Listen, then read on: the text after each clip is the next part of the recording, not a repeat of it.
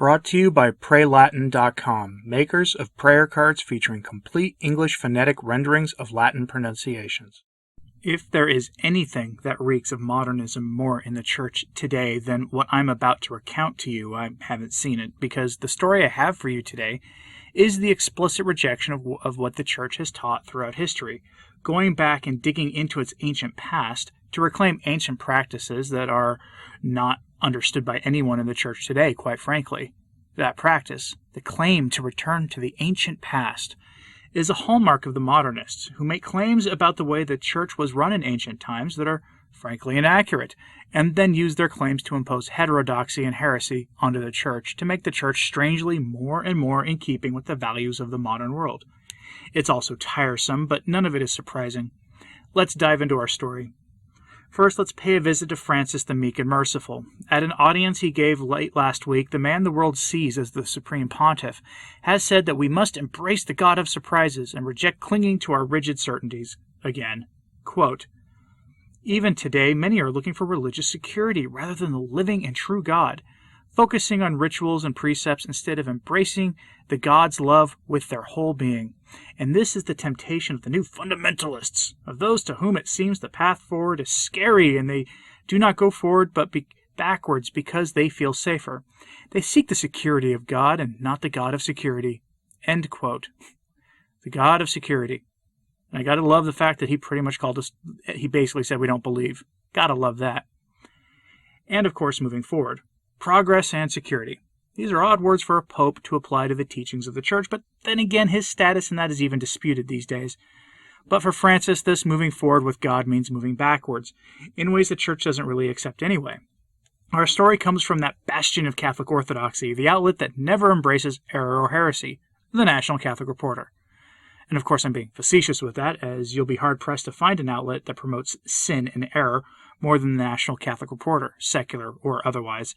Headline from the Reporter: Vatican Conference convenes experts to study early Christian history. These sorts of conferences are never a good thing, to be sure. And I do want to say this, though. If it were any other papacy other than this one, it would be less concerning to me. Yes, each of the popes prior to Francis, going back to Pius XII, had some modernist tendencies of some kind. Pius XII's papacy at the end was not the greatest thing, but nothing quite like what we've seen in our time. And if you need proof that this is going to be a train wreck, this is right from the first paragraph of the article that headline came from. Quote, "A Vatican conference will gather both Christian and non-Christian historians and experts to delve deep into the history of the Church in the first centuries of Christianity. Speaking to journalists at the Vatican press conference October 26th, Norbertine Father Bernard Ardura, president of the Pontifical Commission for Historical Sciences, said the conference program was inspired by Pope Francis, who urged him to work with scholars from all scientific backgrounds, from the most varied cultural sensibilities, and from the most diverse historiographical methods.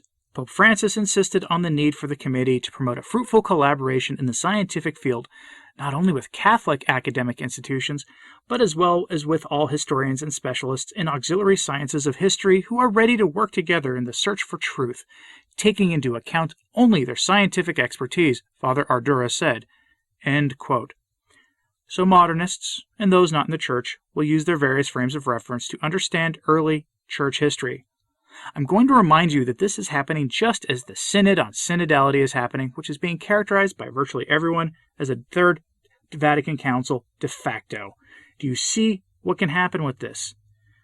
But let's just keep going. Quote, "At the October 27th to 29th conference, titled Inquiry into the History of the First Centuries of the Church, will bring scholars to focus particularly on the first 2 centuries of Christianity. The 2 main historical accounts of the early church have several points of conflict," Father Ardura said. The first account is that of Eusebius of Caesarea, the 4th century bishop who chronicled the church's development from the 1st century to the 4th century. The second historical account, he continued, was more in line with Martin Luther's perspective, which chronicles the gradual degradation of the church over the centuries until the Protestant Reformation. Father Ardura emphasized the importance of the conference in studying the church's history and searching for truth, no matter where it may lead. However, he also noted that the conference is only the beginning. We will not arrive at certain conclusions, Father Ardura said. We want to give space to researchers who in various disciplines have acquired knowledge of early Christian history. End quote. And there it is. Martin Luther. What this conference is engaging in is something called historical and theological criticism. This is explicitly condemned as a proposition by the Church, and they're doing it with another explicitly rejected proposition, archaeologism or antiquarianism. Let's take a look at both. First, from Pope St. Pius X in his address to young Catholic pilgrims, he warned them of the modernists who seek always to critique history and reform the Church in line with their alleged findings. And I say alleged, and you'll see why. Quote, "From these facts you can see how far astray are those Catholics who, in the name of historical and philosophical criticism, in that tendentious spirit which has invaded every field, put in the foremost rank the religious question itself, insinuating that by study and research we should form a religious conscience in harmony with our times, or as they say, modern. And so, with a system of sophisms and errors, they falsify the concept of obedience inculcated by the Church. They arrogate to themselves the right of judging the actions of authority, even to the extent of ridiculing them. They attribute to themselves a mission to impose a reform, a mission which they have neither received from God nor from any authority." End quote. The error of historical and theological criticism has been widely rejected by the Church, and it is best summed up in Pius XII's famous phrase regarding the message of the Third Secret of Fatima. Quote, "I am concerned about the confidences of the Virgin to the little Lucia of Fatima. This persistence of the good lady in face of the danger that threatens the Church is a divine warning against the self-destruction that the alteration of the faith in its liturgy, its theology, and its soul would represent. I hear around me innovators who wish to dismantle the sacred chapel, destroy the universal flame of the Church, reject her ornaments, and make her remorseful for her historical past. Well, my dear friend, I am convinced that the Church of Peter must affirm her past, or else she will dig her own grave. I will fight this battle with the greatest energy on the inside of the Church, just as outside of it, even if the forces of evil may one day take advantage of my person, my actions, or my writings, as they try today to deform the history of the Church. All human heresies which alter the Word of God are so that a greater light might appear." End quote. Now the other issue is archaeologism, that look into the ancient past and to try to bring things back to how it used to be in the Church, allegedly. First, remember that it is always mysteriously in keeping with the aims of the modernists that these ancient findings about how the Church used to be run always just coincidentally turn out to be in line with modernist programs. Though under close scrutiny, we find out without fail that the ancient Catholics never practiced the faith the way the modernists claim. And the best example of this is the claim that Mass was celebrated facing the people. That just didn't happen. But that leads us to this. The problem is that this practice is actually condemned by the Church at the highest level again. Pius XII, in his encyclical Mediator Dei, rejected this notion because in his time people were beating the drums for liturgical reform, a reform that was brought to us in the form of the new Mass and all of its consequences, a reform that Pius XII helped himself usher in unbeknownst to him when he permitted the ancient Holy Week liturgies to be mucked around with by the heretic Annibale Bugnini. But regardless of that, Pius XII's rejection of antiquarianism, or archaeologism as he called it, stands today by reminding us of the living nature of the Church.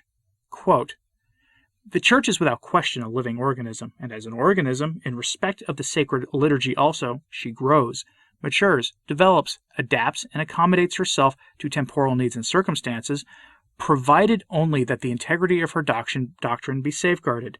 This notwithstanding, the temerity and daring of those who introduce novel liturgical practices or call for the revival of obsolete rites out of harmony with prevailing laws and rubrics deserve severe reproof. Assuredly, it is a wise and most laudable thing to return in spirit and effect to the sources of the sacred liturgy. For research in this field of study, by tracing it back to its origins, contributes valuable assistance towards a more thorough and careful investigation of the significance of feast days and the meaning of the text and sacred ceremonies implied on their occasion. But it is neither wise nor laudable to reduce everything to antiquity by every possible device. Thus, to cite some instances, one would be straying from the straight path were he to wish the altar restored to its primitive table form, were he to want black excluded as a color for the liturgical vestments, were he to forbid the use of sacred images and statues in churches, were he to order the crucifix so designed that the divine Redeemer's body showed no trace of his cruel sufferings, and lastly, were he to disdain and reject polyphonic music or singing in parts, even where it conforms to regulations issued by the Holy See. End quote. Does the Church change over time? Sure, but not in substance. Her teachings, which manifest themselves in practice and worship, do not change, but certain things do develop over time. Remember, nothing new is to be added to the gospel, and nothing has been. But the modernists sure have tried to, especially with their universal group hug attitude towards embracing those in schism and heresy or worse. As Professor Peter Kwasniewski at newliturgicalmovement.org describes this problem in an article from 2018 that is suddenly relevant because of this conference happening, quote, "Note that there is a common thread running through all of these points. False antiquarianism, as Pius XII called it. This appeal to antiquity is always selective. The reformers pick the early elements that fit with their modernist agenda and effortlessly discard the rest, even things that are equally ancient or more ancient, such as the ad orientem stance. In other words, there is a modern filter that determines what antiquity means and what makes an ancient element acceptable to moderns. In this way, all such quote-unquote recoveries are inherently and unavoidably modern rather than ancient. Thus, antiquarianism is doomed to collapse into the self-referential modernism that picks and chooses items still deemed relevant out of the individual mass of atheological matter into which the Church's past has been converted by modern philosophy. Nothing is valued simply on account of its being handed down. It is valued because it is wanted by a reformer according to his own lights and for his own purposes, be they good or bad." End quote. And that's the rub. The ancient only has value to the modernists because it fits their program, not because it has any value to the Church. I could go on, but I won't. Do you think there's a possible way that a conference that critically looks at the historic development of the Church, using Luther's claims as used by his partisans, is going to bear any good fruit whatsoever, especially given the cast of characters we're talking about here? Let me know in the comments, please, and remember that this is happening at the same time as the Synod that will surely influence the Synod of Bishops. For that reason, please pray for the Church. I'm Anthony Stine. Ave Maria.